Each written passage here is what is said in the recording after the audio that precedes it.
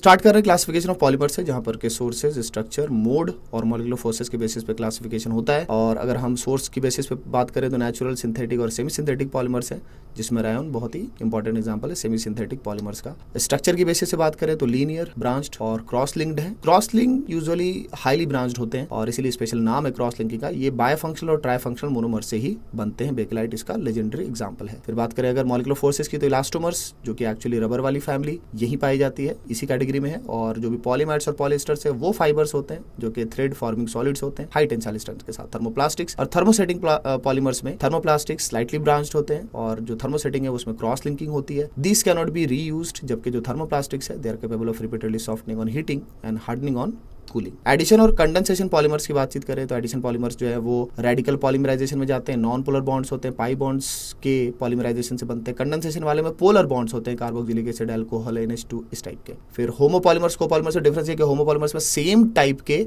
Monomers होते हैं। Polythene, PVC, Teflon, इनमें आप यही सेम चीज देखोगे। कोपॉलीमर्स में डिफरेंट टाइप के मोनोमर्स होते हैं, जैसे ब्यूनाइस में 1,3-ब्यूटाडाइन और स्टाइरीन है, या फिर ब्यूनाइन में 1,3-ब्यूटाडाइन और अक्रिलोनाइट्राइल है। एडिशन पॉलीमर्स में इथाइलिन बड़ा इंपॉर्टेंट है। आप देख रहे हो रेडिकल पॉलीमराइजेशन है, लो डेंसिटी और हाई डेंसिटी पॉलीथीन में इसका क्लासिफिकेशन होता है। लो डेंसिटी वाले को टॉयज में और बकेट्स, डस्टबिन वगैरह के लिए हाई डेंसिटी को यूज करते हैं। PVC रेनकोट्स वगैरह के लिए बहुत ही फेमस है उनमें यूज के लिए, और ये भी रेडिकल पॉलीमराइजेशन से ही बनेगा। स्टाइरीन पॉलीस्टाइरीन का फॉर्मेशन करेगा पॉलीमराइजेशन से। और wrapping material, insulators, television cabinets, ये इसके बहुत ही फेमस यूजेस हैं। पॉलीएक्रिलोनाइट्राइल जो है वो as a substitute for wool in making commercial fibres, या ऑर्लोन के नाम से बहुत ही फेमस है इसका पॉलीमर, और ये भी रेडिकल पॉलीमराइजेशन से बनेगा। सेम टेट्राफ्लोरोइथिलीन भी इसी तरह से चेन ग्रोथ पॉलीमर है, और ये non sticky surface coated utensils में यूज के लिए फेमस है। आइसोप्रीन एक्चुअली यही नेचुरल रबर है, और यहाँ पर ये इसका जो सिस फॉर्म है वो एक्चुअली नेचुरल रबर होता है। वल्कनाइजेशन प्रोसेस, जिसमें कि एक्चुअली हम small amount of sulphur add करते हैं सो दैट के रेजिस्टेंस प्रॉपर्टी जो है नेचुरल रबर के अंदर आ जाए, क्रॉस लिंकिंग के थ्रू।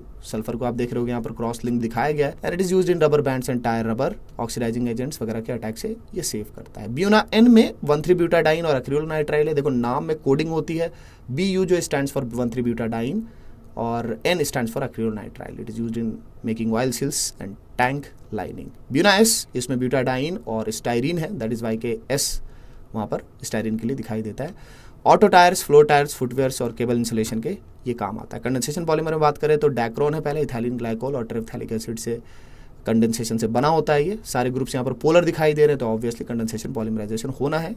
और Dacron, Terylene, it is used as crease resistant के लिए यूज किया जाता है, और साथ ही साथ glass reinforcing material in safety helmets इसके लिए भी यूज करते हैं। ग्लिप्टल बहुत ही फेमस है for manufacture of paints and lacquers, और यहाँ पर ये दिख रहा है इथाइलिन ग्लाइकोल और फथालिक एसिड से बना होता है। आप कैप्रोलैक्टम की हीटिंग करते हैं तो आपको नायलॉन 6 मिलता है। टोटल 6 कार्बन होते हैं, वैसे 7 नंबर रिंग होती है। फैब्रिक्स, टायर कॉर्ड्स और रोप्स बनाने के काम आता है। अगर बात करें ब्रिसल्स फॉर ब्रशेस की तो नायलॉन 6 है जिसका कि यूज होता है। यहाँ पर 6 जो है वो एडबिक एसिड के 6 कार्बन को, और दूसरा 6 जो है वो हेक्सामिथाइलिन डायमाइन के 6 कार्बन को रिप्रेजेंट करता है। फिर नोवोलैक है जो एसिडिक और बेसिक मीडियम में हम बनाते हैं फिनॉल और फॉर्मल्डिहाइड के कंडेंसेशन से। तो आपको कंडेंसेशन पॉलीमर जो नोवोलैक मिलता है वो यूज किया जाता है पेंट्स में, और अगर आप क्रॉस लिंकिंग करवा दोगे फर्दर आगे पॉलीमराइजेशन में तो बेकेलाइट बन जाएगा, जिसका use phonograph, combs, electrical switches, computer disc में होता है।